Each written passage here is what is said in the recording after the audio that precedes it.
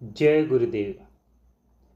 श्री स्वामी विष्णु तीर्थ जी महाराज द्वारा रचित आत्म प्रबोध के पृष्ठ 57 से आगे। आत्म संयम। गीता अध्याय 6 के अनुसार बंधुरात्मात्मनस्तस्य येनात्मेवात्मना जितः अनात्मस्तु शत्रुत्वे वर्तेतात्मैव शत्रुवत्। श्री भगवान कहते हैं कि अपना ही आत्मा अपना बंधु होता है और वही शत्रु भी बन जाता है। जिन लोगों ने आत्म संयम की कठिन तपस्या करके अपने आप को जीत लिया है, उनका आत्मा उनका मित्र है, और जिनको आत्म संयम का बल नहीं होता, उनका आत्मा ही शत्रु बन जाता है। यहाँ आत्मा का अर्थ इंद्रिय मनोयुक्त आत्मा है, शुद्ध आत्म तत्व नहीं। इसलिए आत्म संयम का अर्थ इंद्रियों का संयम समझना चाहिए। मन के संयम के बिना इंद्रियों का संयम भी मिथ्याचार कहलाता है। मानसिक संयम पूर्वक इंद्रियों का संयम ही पूर्ण रूप से संयम कहलाने योग्य है। योग की परिभाषा में इसे प्रत्याहार कहते हैं। मन के जीते जाने पर ही इंद्रियां जीती जाती हैं। यत्र तत्र अनेक बड़े बड़े विद्वानों ने भी जो चरित्रहीनता देखने में आती है, उसका कारण यही है कि उनके आत्म अर्थात मन संयम की कमी होती है। किसी विद्वान का कथन है कि नहीं कहना सीखना चाहिए। अपने मन की दुर्बलता के कारण हम दूसरों की हाँ में हाँ मिलाकर प्राय अपने चरित्र को गिरा देते हैं। आधुनिक उच्च श्रेणी के अफसरों के क्लबों में यह बात देखने को मिलती है।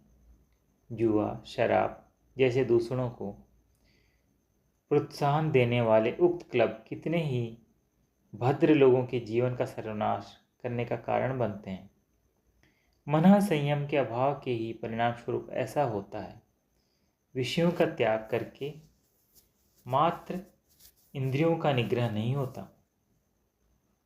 जब तक मन की प्रवृत्ति, आसक्ति, काम, क्रोध, लोभ, मोह, ईर्ष्या, द्वेष युक्त रहती है एवं बहुविधि अच्छी बुरी वासनाएं शांत नहीं होती, तब तक इंद्रियों को वश में रखना कठिन ही नहीं, असंभव है।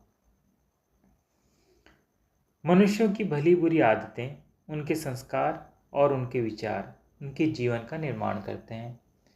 इसलिए प्रत्येक व्यक्ति अपने जीवन को सुधारने अथवा बिगाड़ने का जिम्मेदार स्वयं होता है। एक बार कुसंगति अथवा किसी प्रलोभन से किसी व्यसन की आदत पड़ने में देर नहीं लगा करती, परंतु उसको छोड़ना बड़ा कठिन हो जाता है। इसलिए प्रतिदिन की चर्या में सावधान रहने का नाम ही आत्म संयम है। सदाचार भी आत्म संयम का ही परिणाम है। आत्म संयम के बिना कोई सदाचारी नहीं बन सकता। आत्म संयम की शिक्षा बालपन से ही होती है। जैसे मोटर ड्राइवर या साइकिल सवार अपना संतुलन खो देने पर गड्ढे में जा गिरता है, वैसे ही संयम रहित जीवन का हाल है। संयम खोकर मनुष्य स्वयं अपना शत्रु बन जाता है। मनुष्य स्वभाव से स्वतंत्रता प्रिय होता है, परंतु दूसरों की स्वतंत्रता के प्रति भी सम्मानपूर्वक व्यवहार करना चाहिए। स्वच्छंद रहकर लोक समाज के हित की अवहेलना करने वालों को उद्दंड कहकर सुधार गृह में भेज दिया जाता है। संस्कृति, सदाचार, शिष्टाचार और सत्य व्यवहार सब आत्म संयम के ही व्यवहारिक रूप हैं। घर, सड़क, खेल, दुकान एवं दफ्तर में सर्वत्र आत्म संयम की आवश्यकता रहती है। जन समुदाय, मेलों, उत्सवों और यात्रा के समय ट्रेन या बसों में तो आत्म संयम की कठोर परीक्षा देनी पड़ती है। जो अपने ऊपर संयम का नियंत्रण नहीं रख सकते, उनको गंवार और असभ्य की सभा उपाधि दी जाती है। ऐसा कहा जाए कि हमारी समस्त जीवनचर्या आत्म संयमों की श्रृंखला ही है, तो अत्युक्ति नहीं है।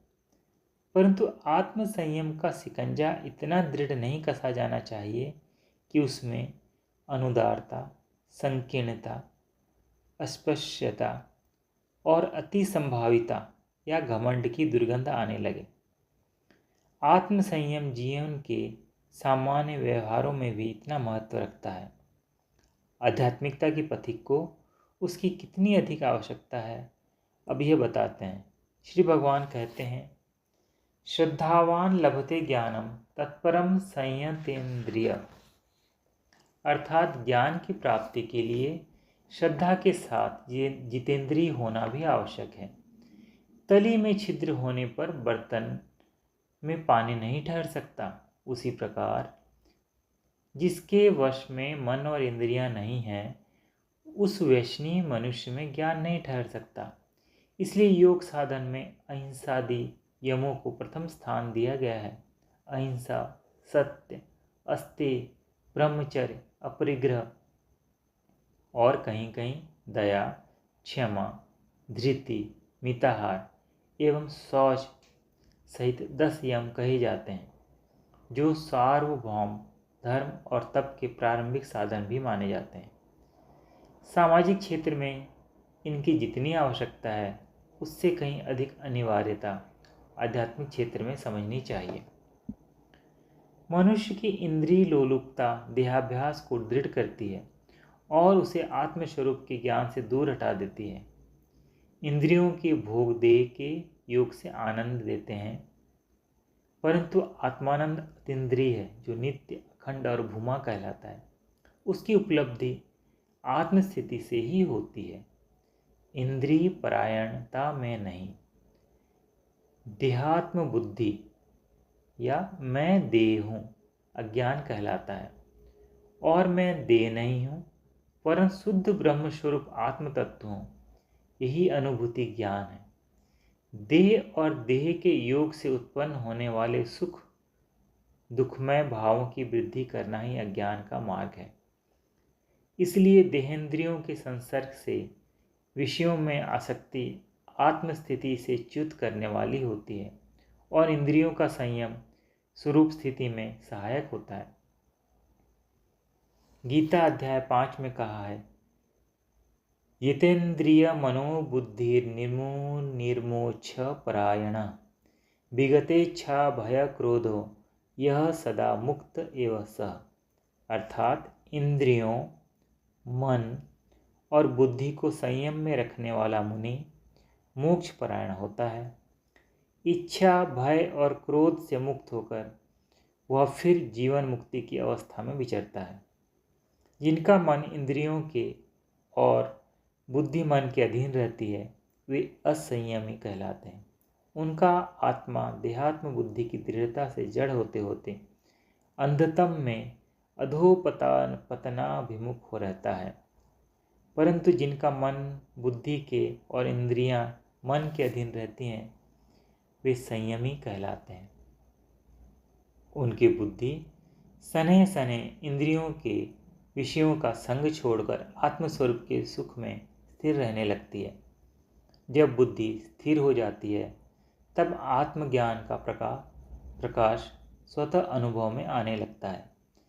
देहात्म बुद्धि और आत्मस्थिति जीवन विकास के दो विपरीत छोर अथवा किनारे हैं। देहात्म बुद्धि का कम होना और आत्म अथवा स्वरूप स्थिति की परिपक्व अवस्था का आना अध्यात्म यात्रा के उपक्रम और उपसंहार की 2 मंजिलें हैं। प्रथम संयम स्वरूप निषेधात्मक साधन है और दूसरी सत्य की प्राप्ति अथवा स्वरूप की तत्वोपलब्धि है। निषेधात्मक संयम से स्वरूप स्थिति में सहायता मिलती है और सदा स्वरूप स्थिति में रहने से देहाभ्यास रूपी अविद्या का नाश होता है। देहात्मा बुद्धि का मोह और स्वरूप स्थिति से च्युति को प्रमाद कहते हैं। मोहो मृत्यु सम्मतो यह कविनाम प्रमादम वे मृत्युमहम भविमि संस्तुजाइतम के अनुसार है ये। अर्थात बुद्धिमान लोगों के मत से मोह ही मृत्यु है, परंतु मैं तो प्रमाद को ही मृत्यु मानता हूँ। जो मनुष्य संयम में नहीं रहते वे सदा मृत्यु का आह्वान किया करते हैं। आत्म संयम ही अमर होने का साधन है। पृष्ठ 61 की समाप्ति। जय गुरुदेव।